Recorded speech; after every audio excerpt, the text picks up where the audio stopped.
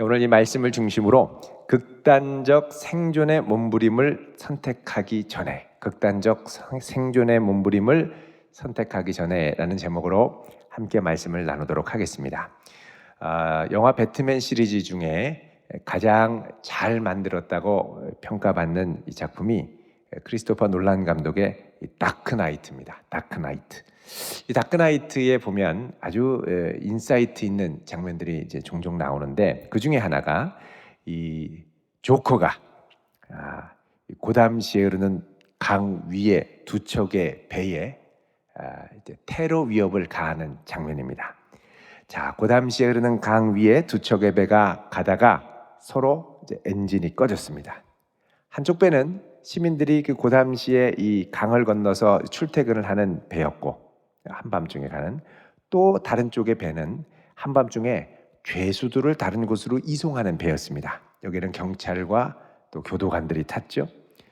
자, 배가 동시에 꺼졌습니다. 그러더니 양쪽 배에 조커의 음산한 목소리가 스피커를 타고 들려옵니다. 오늘 밤 너희들은 모두 사회 실험에 참가할 것이다. 사회학 실험에 참가할 것이다. 이런 말이죠. 그러면서 이 두 배에 조커가 폭탄을 설치했는데 엄청난 양의 폭탄이 실려 있었습니다. 그리고 그 폭탄이 설치되어 있는 지하의 창고에 기폭장치, 데토네이터라고 그러죠. 딱 누르면 빵 터지는 스위치를 갖다 준 거예요. 갖다 놓은 거예요. 그래서 이 밑에 있는 그 선원이 발견해가지고 이게 밑에 있었다. 열어보니까 기폭장치인 겁니다. 아니, 우리 배에 이걸 주면은 누가 이걸 터뜨리겠습니까? 근데 조커가 하는 말이, 이거는 저쪽 배에 있는 기폭장치라는 거예요. 또 저쪽 배에도 여기에 있는 기폭장치가 있는 거예요. 서로 누르면 빵 터지는 거예요. 근데 조커가 하는 말이, 지금이 밤 11시 40분이고 너희들 중에 상대편 배를 먼저 폭파하는 쪽은 우리가 살려주겠다. 둘 다 버튼을 누르지 않고 자정을 넘긴다면 두 배 모두 다 폭파하겠다. 한마디로 살아남으려면 너의 이익을 위해 가차없이 배신해라. 이런 말입니다. 그러자 두 배에서 난리가 났습니다. 우리가 먼저 눌러야 된다. 저들은 범죄자가 아니냐. 그래서 이 시민들이 있는 데서는 투표를 했습니다. 투표 결과 저기 눌러서 터뜨려 날려버리자. 그게 396대 140으로 압도적으로 터뜨려서 날려버리자는 쪽으로 나온 거예요. 또 다른 한편 이 범죄자들은 선장한테 다가가서 기폭장치를 넘겨라. 안 그러면 당신도 죽여버리고 다 죽여버리겠다. 이 재수자들이 다 힘을 합세해가지고 이러지 협박을 하고 있습니다. 자, 여러분, 결론은 어떻게 될까요? 결론은 영화를 보시길 바랍니다. 배트맨이 있으니까 또 의외의 결말이 오죠. 중요한 건 뭐냐? 여러분, 이 사람이 이런 궁지에 몰리면 극단적인 상황에서 자기의 생존을 위해 남이 죽든 말든 어떻게 되든 간에 극단적이고도 파괴적인, 하나님의 뜻에 전혀 맞지 않는 극단적인 선택을 하게 됩니다. 그 선택은 자기를 파괴하기 위한 선택이 아니라 오전과 다르게 그런 선택은 내가 오직 살기 위한 선택으로 갑니다. 내가 이런 선택을 할 때는 내 살 길만 보이기 때문에 사실은 하나님이 잘 눈에 보이지 않습니다. 곁에 계시고 도와준다고 해도 잘 보이지가 않습니다.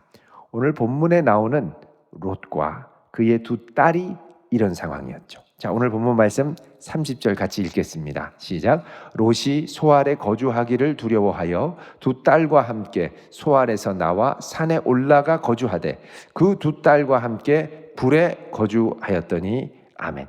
자, 롯이 소알에 거주하기를 두려워했다. 자, 소알이 어디입니까? 소돔과 고모라가 멸망할 때 하나님께서 저 멀리 산으로 가라고 천사를 통해 말씀하셨는데 롯이 안 된다고, 힘들어서 못 가겠다고 그러면서 억지 주장을 해서 간 곳이 소알이었죠. 근데 막상 가서 소알을 보니까 소알은 규모만 작았지 소돔과 똑같았습니다. 리틀 소돔이었습니다. 죄악이 만연했고 새로운 낯선 이방인들에게 폭력적이었습니다. 여기서 살다가는 죽겠다 싶어서 다시 롯이 두 딸과 함께 산으로 올라갑니다. 그리고 그 산 주변에 있는 한 굴에 들어가서 거주합니다. 여러분, 사실 여기서 아쉬운 점이 있습니다. 그건 뭐냐면, 이왕 산으로 가는 거면 가까운 소알에 있는 산 말고 이왕이면 좀 멀리 가서 아브라함이 있는 산으로 좀 가면 좋을 것 같아요. 그러니까 소돔과 고모라가 멸망해서 거기서 이 연기 기름이 구름이, 그 유황 구름이 온기가마처럼 올라올 때 아브라함이 산에 서서 그걸 봤다고 그러거든요. 그러니까 보이는 먼 산이면 사실은 이왕 도망갈 거 하루나 이틀 길 잡고 같이 가족들하고 올라갔으면 됐습니다. 그런데 롯은 자기 삼촌한테 가기를 거부하고 그냥 그 주변에 있기를 원하는 겁니다. 여러분, 이때 이 아브라함이 어디 있었냐면 18장 1절을 보시면 마므레의 상수리 나무들이 있는 곳에 있었다라고 그러죠. 이 마므레는 어디냐면 소돔성에서 서쪽으로 사해를 연접해서 돌아가면 그렇게 높이 솟지 않은 가나안의 아주 구름 같은 산지 지역입니다.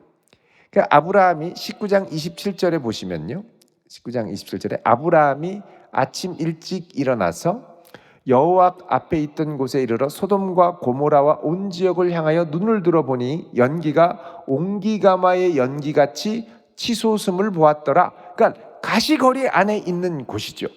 그러면 사실은 거기에 가야 되는 겁니다. 지금 롯이 구원받은 것도 하나님의 큰 은혜인데, 여러분, 그냥 내가 구원받은 게 아닙니다. 여러분, 29절에 보면 뭐라 그럽니까? 하나님이 그 지역의 성을 멸하실 때 아브라함을 생각하셔서 롯을 엎으시는 중에 내보냈다고 말씀하죠. 분명히 하나님의 은혜 가운데 롯이 구원받은 게 확실합니다. 그렇다면 천사가 와가지고 이야기를 이제 나가자고 하고 막 도망갈 때 아마도 이런저런 얘기를 했다면 왜 와가지고 나를 이렇게 구해줍니까? 그럼 롯의 집에 천사가 왔을 때 분명히 아브라함 얘기를 했을 겁니다. 그러면 아브라함이 지금 아브라함 덕에 구원받는 건데, 이게 지금 롯이 아브라함 덕에 구원받는 게 두 번째입니다. 예전에는 이 소돔왕과 이 고모라 왕, 이 남쪽에 있는 연합군들이 북쪽에 있는 그돌라오멜 왕의 연합군에 의해서 여기 5 도시 국가가 완전히 이제 정복을 당하고 포로로 끌려갔다가 아브라함이 목숨을 걸고 싸워서 자기 사병 318명을 데리고 가서 밤새 기습을 해가지고 다 돌려보냈죠. 그러니까 한번 사는 거예요. 그렇게 살았으면 물론 그 덕에 이 소돔 근처에 살았던 이 롯이 소돔 안으로 들어가서 주류사회로, 소돔성 주류사회로 진출하는 계기가 됐습니다. 근데 이게 복인지는 모르겠어요. 그러다가 결국 소돔이 죄악에 꽉 차서 하나님의 심판이 임해서 나왔는데, 천사가 나가면서 아브라함 덕에 산다 그러면 이제는 아브라함 곁에 좀 가야죠. 근데 자존심이 있는지 뭐가 있는지 하나님께, 아브라함에게 돌아가서 살 방법을 전혀 생각하지 않습니다. 지금 롯은 오직 자기의 힘으로, 자기의 능력으로만 살 고민을 하는 거죠. 아브라함에게 찾아가서 하다못해 고맙다고 하든지 도와달라고 하든지 뭐 그렇게라도 해야죠. 지금 소돔성에 쌓아놨던 많은 것들이 있겠는데 그 불로 다 타버리고 아무도 것도 못 가지고 그냥 나왔습니다. 지금 소알로 도망가는데 거기도 똑같은 인간들이 있고, 그러니까 이 굴에 와서 롯은 바들바들 떨고 살고 있었을 겁니다. 그러니까 극도의 두려움이죠. 여러분, 고립되고 두려움에 떨고 그런 가운데 자기 자신이 하나님의 은혜에 연결되지 않을 때는 크게 2가지 반응이 옵니다. 먼저는 나 스스로를 지켜야 한다는 일종의 두려움이죠. 스스로의 힘으로 지키려고 하지만 두려움. 2번째, 스스로 힘으로 하려고 하는데 두려움이 많아지니까 어떻게 됩니까? 고민이 많아지는 거예요. 여러분, 우리 가운데도 이런 고민 가운데 있는 분들이 있을지 모르겠습니다. 야, 이거 어떻게 사냐? 큰일 났다. 맨날 밤새도록 밤잠을 못 자고 고민해. 두려워 보여요. 하나님이 내 이 고민에 개입할 여지가 없어요. 내 고민은 내가 잡고 나 혼자 고민하거든요. 그러니까 사실 롯을 비난할 게 아니라 우리도 두려움과 고민 가운데 빠지면 똑같은 고민에 빠집니다. 내일 일은 나 몰라요. 하루하루 살아요. 이게 없어져요. 그냥 어떻게 하지? 어떻게? 그러니까 늘 생각하는 게 어떻게 하지? 어떻게 하지? 어떻게 하지? 아무리 생각해도 어떻게 할지를 모르겠는 거예요.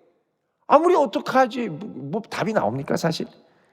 그러니까 롯이 맨날 발발발 떨면서 어떻게 하지? 어떻게 하지? 어떻게 하지? 여러분 이런 고민에 쌓이면 그 사람도 물론이거니와 그 옆에 있는 사람, 그 사람을 의지해서 여기까지 왔던 사람. 그러니까 롯 같은 경우는 딸들, 아버지 의지해서 여기까지 왔는데 아버지가 맨날 두려움에 떨고 어떻게 하지? 어떻게 하지? 큰일 나네. 한숨 쉬고 이러면 딸들은 점점점 아버지보다 훨씬 더 두려워지고 그 다음에 어떻게 하냐? 아버지가 감히 생각하지 못했던 극단의 선택, 자기 생존을 위해 극단의 선택을 하게 됩니다. 그러니까 여러분 이게 극단적인 선택, 생존을 위해 극단적인 생각이 들기 전에 사실은 뭘 해야 되냐? 우리가 기도의 자리로 가야죠. 예배의 자리로 가야죠. 하나님께 내 미래를 맡기며 통곡하며 기도해야죠. 기도구를 파서 기도해야죠. 근데 롯은 기도하지 않고 한숨만 푹푹 쉬면서, 그러니까 두 딸들이 이런 아버지를 보니까 어떻게 생각이 들겠습니까? 야, 아버지가 저러는 거 보니까 정말 우리 끝인가 보다, 이런 생각하지 않겠습니까? 그러니까 딸들도 극단적인 생각을 하기 시작하는 거예요. 31절에 딸들의 고민이 아버지의 고민으로 인해 전염이 됐죠. 31절 읽어봅니다. 시작. 큰딸이 작은딸에게 이르되 우리 아버지는 늙으셨고 온 세상의 도리를 따라 우리의 배필될 사람이 이 땅에는 없으니. 자, 아버지는 늙었고 아버지가 힘이 있어야 결혼할 때 뭐 이렇게 와서 좀 이렇게 맞아주고 신랑도 맞아주고 받아들여주고 뭐 하지 않겠습니까? 아버지는 늙었고 온 세상의 도리를 따라 정상적인 이 절차를 따라 우리는 이제 결혼하기는 글렀다 이거예요. 배필된 사람이 이 땅에는 없다. 이 땅에 없으면 어떻게 합니까? 저 땅으로 가야죠. 아브라함이 있는 쪽으로. 그래야 믿음의 명문 가문과 연결돼서 결혼하고 믿음의 결혼을 하고 믿음의 배필을 만나지 않겠습니까? 근데 롯은 한숨만 푹푹 쉬고 딸들도 아버지가 이러니까 이제 스스로 살 길을 찾는 거예요. 스스로. 그러니까 자기 힘으로 하려고 하다 보니까 이제 결혼이고 뭐고 다 끝났다는 거예요. 자기 생각에는 아무런 가능성이 없는 거예요. 사실 눈을 들어서 저 멀리 있는 나무래만 봐도 사실은 희망을 가져야 되는데 그 생각까지 안 가는 거예요. 그러니까 굴 속에 있고 고립되고 어둠 가운데만 있다 보니까 점점 자기가 극단적으로 변합니다. 자꾸 나가야 돼요. 좀 빛을 봐야 되고 은혜의 자리로 가야 되고 어떻게든 은혜의 연결고리가 있어야 되고 기도의 자리로 나아가야 되고 그래야 됩니다. 아브라함에게 가면 문제가 해결될 텐데 자기를 인도해 주신 하나님, 하나님의 천사를 봤잖아요. 하나님의 능력으로 소돔에 불이 떨어지는 걸 봤잖아요. 그럼 그 하나님께 의지해야죠. 우리의 모순 중에 하나는 여태까지 나의 인생을 하나님이 인도하셨다고 고백하지만 여태까지 인도하시는 분은 하나님이고 지금 당장의 큰 고민은 그 다음부터 내가 안고 삽니다. 내가 해결하려고 그러는 거예요. 그러니까 하나님이 안 보여요. 고민에 하나님이 없어요. 내 안에 하나님이 없어요. 지금까지 인도하신 분은 하나님이라고 하는데 여기까지만 계세요. 근데 지금부터는 없어요. 미래가 없어요. 그러니까 미래가 안 보여요. 그러니까 어떻게 합니까? 32절에 이런 얘기를 합니다. 우리가 우리 아버지에게 술을 마시게 하고 동침하여 우리 아버지로 말미암아 후손을 이어가자. 말도 안 되는 얘기예요. 근친상간을 하자는 거예요. 어떻게 이렇게 합니까? 방법은 뭐예요? 소돔에서 배운 거랑 똑같은 방법. 술 먹이면 된다는 거예요. 술 먹이면. 아니 그러면 술을 어디서 가져왔어요? 술이 어디 있어요? 정신없이 도망 나오는데 술이 어디 있냐고요? 도망 나오면서 다른 건 몰라도 보드카 몇 병씩 이렇게 품에 안고 도망 나온 거밖에 없어요. 그 와중에 술을 왜 가져왔냐고요? 도망가면 무슨 낙이 있냐? 한잔 하자, 이런 거죠. 그러니까 소돔에 쪄들어 있었던 거예요. 여러분 19장 16절 보시면요, 자 보세요. 야 빨리 도망가라 그러자 16절에 그러나 롯이 뭐합니까? 지체하며. 이 지체할 때는 가지고 가고 싶은 게 많았던 거예요. 가지고 가고 싶은 게, 이것도 가져가야 되고 저것도 가져가야 되고 이거 놓고 가면 안 되고. 근데 막 잡아끄니까 다른 건 몰라도 술독은 가져가자. 그리고 이제 지어 메고 간 거죠. 그러니까 굴에 와서 아마도 이 딸들이 이런 극단적인 생각을 하기 전까지는 롯이 맨날 밤마다 약주 한 잔씩 했던 것 같아요. 큰일 났다. 니들 어떡하냐? 니들 인생 끝났다. 나는 니들 미래를 책임지지 못한 과부로 살아라. 뭐 맨날 술 취해서 이런 얘기 하니까 딸들이 무슨 생각하는 거예요? 극단적으로 생각하는 거예요. 끝났다 우리 인생. 그러니까 여러분 이게 선택이 계속 어긋나는 거예요. 어긋나는 거예요.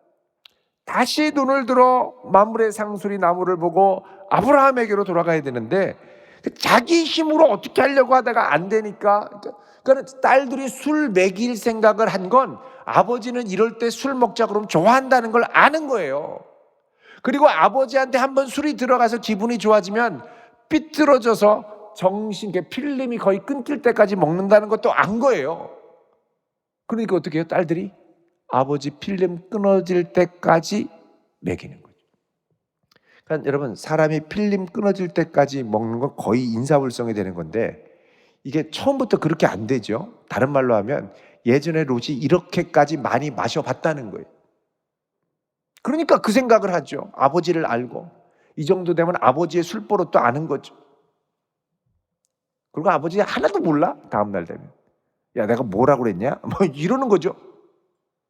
그래서 밤새도록 술을 먹이고 아버지 맘도 괴로운데 한 잔 더 드세요.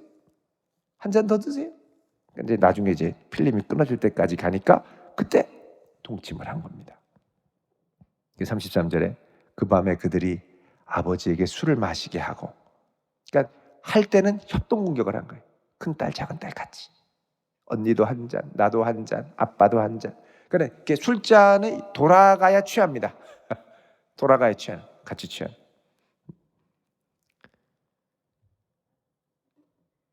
근데 아버지는 그 딸이 눕고 일어나는 것을 어떻게 해요?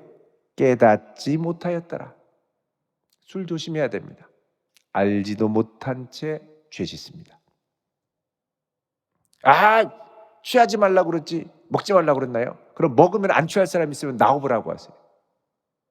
크고 작은 차이가 있지. 안 취하는 사람이 어디 있어요? 알코올이 들어가는데 다 취하죠. 그 시체말로 롯이 필름 끊어질 때까지 술 마시고 딸이 와서 아버지와 동침을 하는데 전혀 기억이 안 나는 거예요. 그러니까 이 정도 마실 거면 여러분 술을 얼마나 마셔야 되는 거예요. 그럼 그 술을 얼마나 가져온 거예요 지금 소돔에서. 그러니까 이제 보이지 않는 비밀이 나오는 거예요. 꽁쳐둔 술이 굴에 어느새 술을 그렇게 갖다 놨냐고요. 참 이게 마음 어려운 겁니다. 자, 그렇게 해서 끝났어요. 그 다음날 됐는데 아버지가 하나도 기억을 못해요. 그러니까 어떻게 합니까? 또 마시자는 거예요. 또 마시자. 34절에 이튿날 큰딸이 작은딸에게 이르되 어젯밤에는 내가 우리 아버지와 동침하였으니 오늘 밤에도 우리가 아버지에게 술을 마시게 하고 내가 들어가 동침하고 우리 아버지로 말미암아 후손을 이어가자. 그 당시에는 사실 후손을 이어가는 게 결혼의 주요 목적이었습니다. 아주 중요한 목적이었고 후손이 없는 여인은 수치였습니다. 그래서 이게 아주 최우선으로 여겼던 거죠. 그래서 어떻게든 아버지로부터라도 내가 이어가자. 35절에 그 밤에도 그들이 아버지에게 술을 마시게 하고 또 막 삐뚤어질 때까지 마셔서 취했어요. 작은 딸이 일어나 아버지와 동침했는데 아버지는 그 딸이 눕고 일어나는 것을 깨닫지 못하였더라. 그 안에서 속고 속이는 일, 음란과 방탕의 일들이 벌어진 거예요. 그러니까 여러분, 이 굴이 작은 공간이지만 이게 뭐가 되느냐?